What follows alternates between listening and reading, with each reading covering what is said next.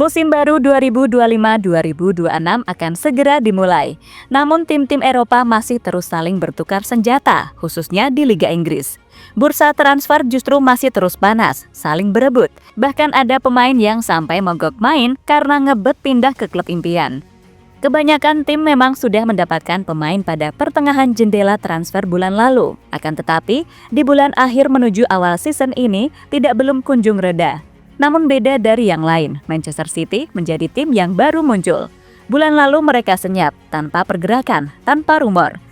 Tapi tiba-tiba, akhir-akhir ini jelang Liga Inggris dimulai dalam hitungan hari, banyak rumor yang beredar. Bahkan dilaporkan telah mencari kesepakatan pribadi dengan bintang yang baru juara Eropa. Yang bikin Mimin kepikiran sendiri, jika dilihat pola pergerakan City, sepertinya sang pelatih Pep Guardiola sengaja menggunakan strategi persaingan yang berbeda untuk merekrut bintang lebih mudah. So, inilah strategi dan sistem transfer Pep di bursa musim panas 2025 yang terbaca karena tiba-tiba banyak pemain dirumorkan.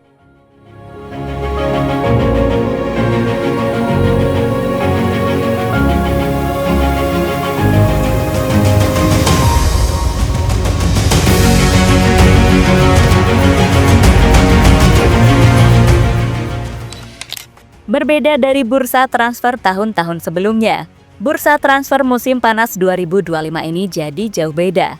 Ada nuansa yang tak biasa, ada ritme yang berubah, bahkan para direktur olahraga pun dipaksa bekerja dengan pola baru. Kalau biasanya bursa transfer berjalan dari pertengahan Juni sampai akhir Agustus, tahun ini pola itu diacak-acak. Penyebabnya, Piala Dunia antar klub FIFA 2025, bukan CWC yang seperti biasa, tapi edisi Super Jumbo dengan 32 tim seperti Mini World Cup versi klub. Akibatnya jadwal bursa dipotong jadi dua fase.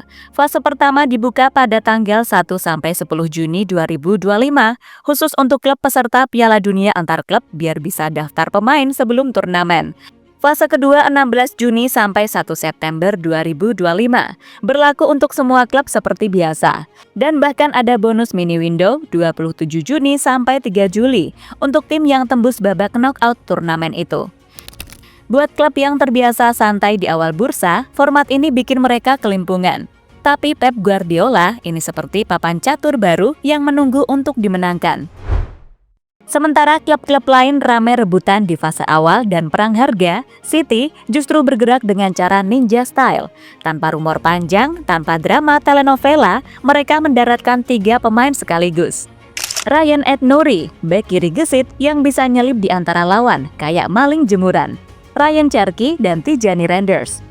Semua ini beres sebelum Piala Dunia antar klub, alias di fase pertama. Strateginya jelas, Pep gak mau buang tenaga tawar-menawar sama klub lain di tengah perang harga.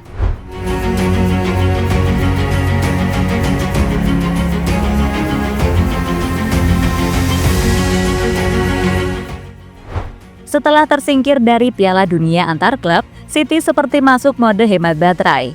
Transfer cuma pemain muda seperti James Trafford dan Sven Nijphen yang kemungkinan besar bakal jadi proyek jangka panjang. Sebaliknya, sang maestro super mega bintang Jack Grealish malah dilepas ke Everton, sesuatu yang bikin fans sempat melongo. Tapi entah apa yang merasuki, pertengahan Agustus ini City tiba-tiba masuk mode predator.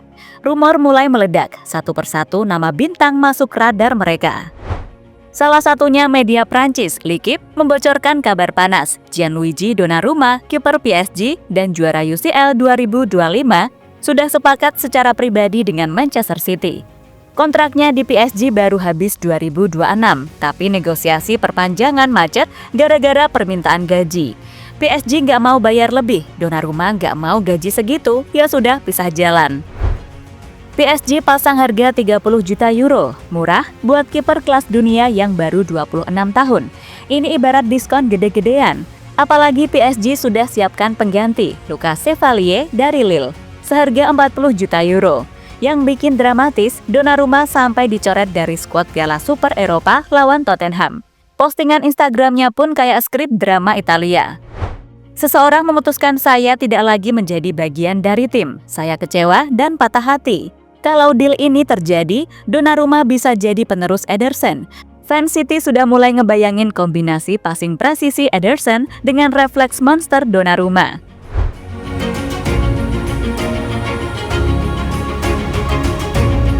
Selain posisi kiper, target kedua City bikin Madridista mulai gelisah. Rodrigo, penyerang 24 tahun asal Brasil, jadi buruan utama Pep setelah Grealish cabut dan Savinho diincar Tottenham. Harganya 100 juta euro atau sekitar 1,78 triliun rupiah. Real Madrid kabarnya siap melepas, apalagi Rodrigo mulai kehilangan menit bermain di bawah Xabi Alonso. Buat City, Rodrigo lebih dari Jack Grealish. Ia bisa jadi pengganti peranan Julian Alvarez yang sudah hengkang tahun lalu. Buat Rodrigo sendiri, pindah ke City adalah peluang emas demi jaminan tampil di Piala Dunia 2026. Sebab pelatih timnas Brasil, Carlo Ancelotti, kabarnya sudah wanti-wanti, cari klub yang kasih kamu jam terbang.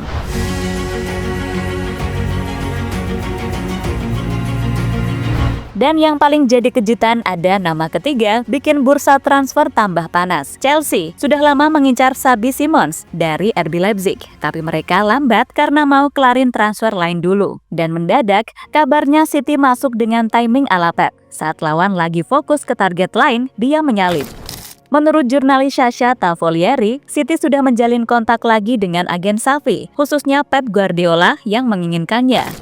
Fabrizio Romano bahkan menulis, Chelsea mau Xavi dan Alejandro Garnacho, tapi sekarang harus siap perang dua front melawan City. Kalau Simons jadi ke Etihad, Pep bakal punya senjata kreatif yang bisa dipakai di banyak posisi. Dan kalau kalian perhatikan, pola strategi Pep di musim panas ini jelas banget. Awal bursa, ambil pemain incaran sebelum perang harga dimulai. Akhir bursa, incar pemain yang posisinya di klub lama sudah goyah, sehingga harganya turun atau dilepas cepat. Keuntungannya, Manchester Kota nggak perlu perang harga di tengah bursa. Bisa dapat pemain top dengan situasi terpaksa pindah, tapi kualitas tetap elit. Lawan sering lengah karena fokus ke target lain. Pep seakan tahu, dalam dunia transfer modern, timing itu segalanya. Bukan soal siapa yang punya uang paling banyak, tapi siapa yang bisa memanfaatkan momen ketika klub lagi ragu.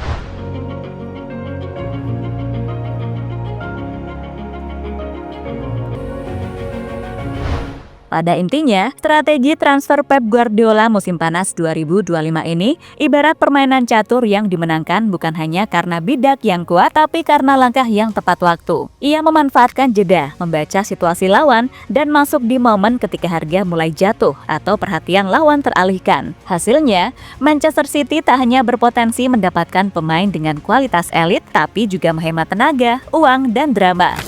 Di bursa yang kacau dan penuh ego, Pep membuktikan satu hal. Dalam sepak bola modern, kecepatan bukan segalanya. Ketepatanlah yang menentukan siapa yang tertawa terakhir. Gimana menurut kalian Citizens? Apakah masih ada yang kurang untuk mengarungi musim baru 2025 biar nggak puasa gelar lagi?